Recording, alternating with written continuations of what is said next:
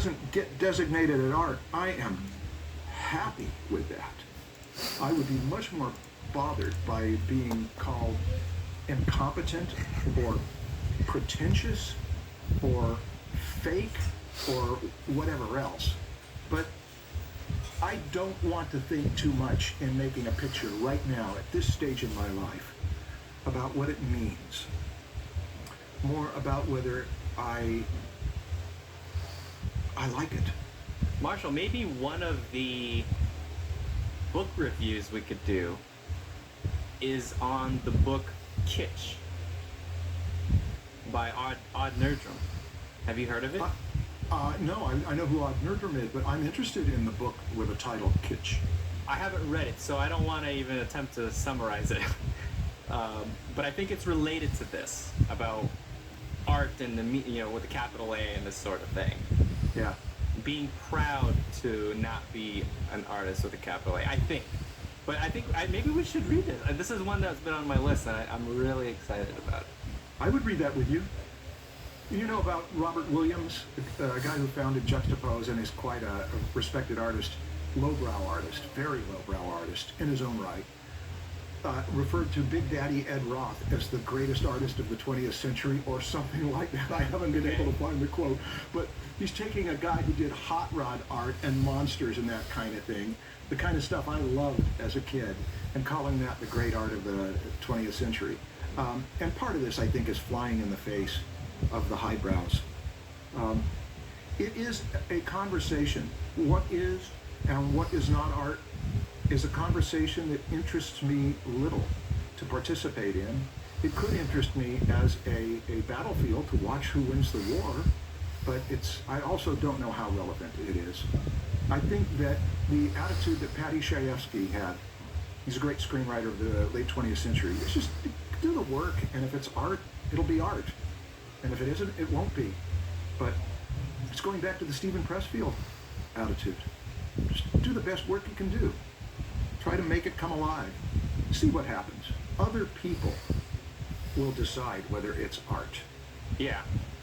Stan, one of the books that we did start to deal with John Gardner's The Art of Fiction, in which he deals with those deadly sins, one of which was pandering, one of which was mannerism, one of which was didacticism, as I recall. Didacticism is where the art becomes propaganda, that I'm doing this specifically to get people to change their minds. And that's where the danger is. But I will recommend Spike Lee's masterclass trailer, where he talks about having the person you're rooting for and the person you're rooting against both be right, so that it is not a piece of propaganda, it's a portrait of a battle. And Ken Burns does this also with his documentaries. He has opinions, but he does everything he can to not push one side too hard, not make the message too heavy-handed, so that you are, as a viewer, are left with the opportunity to think it through yourself. More questions than answers. Cool. This episode is sponsored by NordVPN. Use a VPN to browse the internet without being tracked and spied on. The dirty truth is that advertisers love it when you don't use a VPN, because then they can use that info to sell you stuff. A lot of people value their privacy and don't want their info being shared with companies. And so that's where NordVPN can help you out. With NordVPN, you can select one of 5,500 fast servers in 60 countries. And you'll anonymously browse the internet as if you're in that country. They also have a strict no logs policy, which means they will never track, collect, or share your personal data. You can utilize NordVPN on multiple devices with different operating systems like Windows, Mac OS, Android, and iOS. My personal experience using NordVPN has been positive, mainly because I don't even notice it running in the background while I'm browsing the internet. Get 68% off NordVPN, only $3.71 per month. Plus, you get an additional month free at nordvpn.com/draftsman, or use discount code draftsman.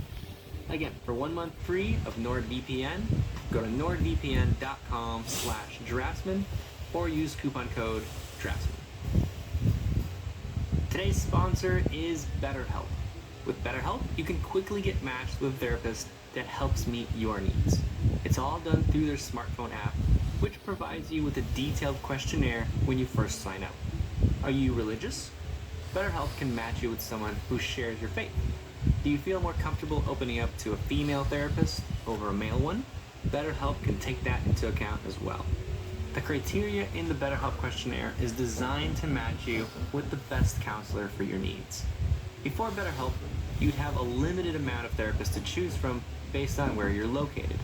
Now, you can be matched and have sessions with a therapist you really connect with that could be on the opposite side of the country. That's pretty cool.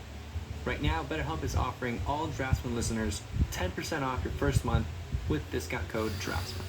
To get started, go to betterhelp.com/draftsman.